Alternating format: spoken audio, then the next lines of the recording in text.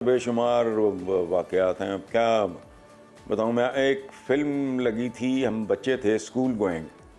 उस ज़माने में एक बात याद रखें कि 65 की जंग से पहले, 65 वॉर से पहले इंडियन मूवीज़ आया करती थी, लगा करती थी। वहाँ लगी दिलीप कुमार साहब की फ़िल्म ऑन, जो बहुत ही मशहूर फ़िल्म है। उसमें प्रेमनाथ और दिलीप साहब हीरो थे, प्रेमनाथ विलन था। तो हमारा एक याकूब नाम का हमारा एक फैमिली का एक तरखान था।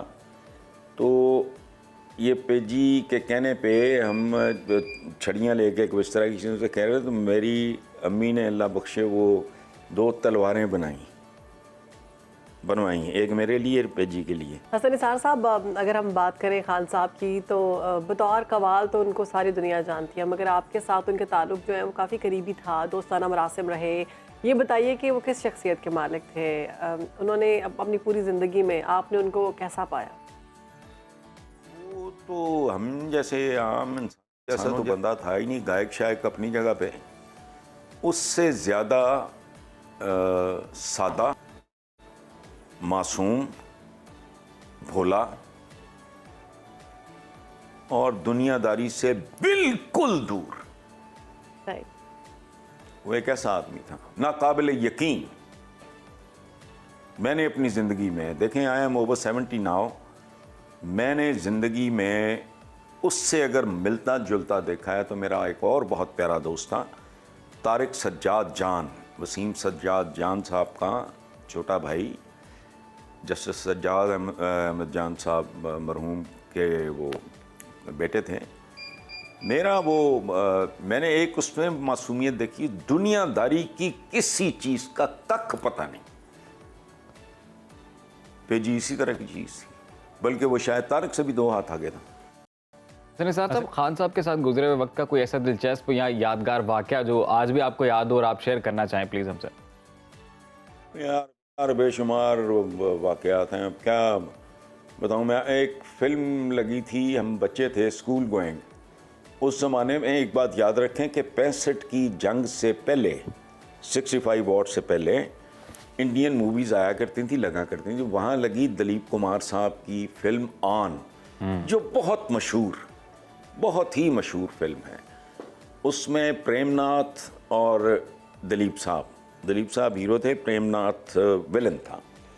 तो हमारा एक याकूब नाम का हमारा एक फैमिली का एक तरखान था।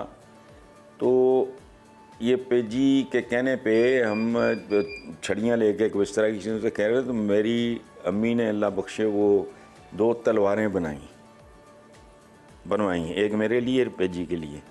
तो मैं दिलीप कुमार बनता था, वो प्रेमनाथ बनता था।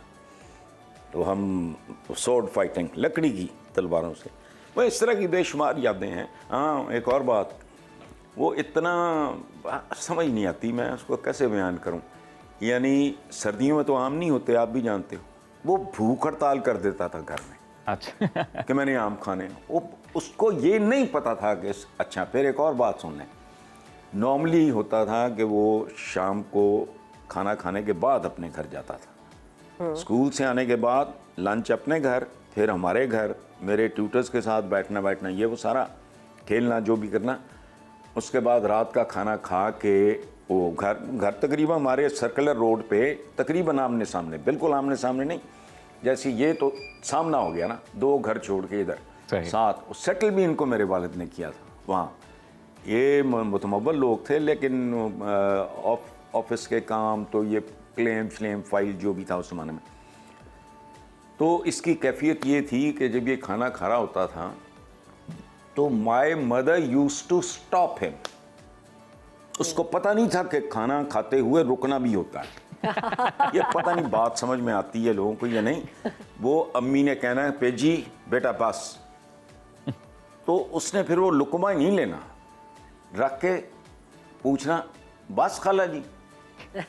अम्मी ने कहना, हाँ बस, ठीक है। ये था, he never knew way to stop. ये मैं स्कूल डेज की बातें कर रहा हूँ, बाद में उसको थोड़ी बहुत समझ आ गई होगी, लेकिन वो भी नहीं थी।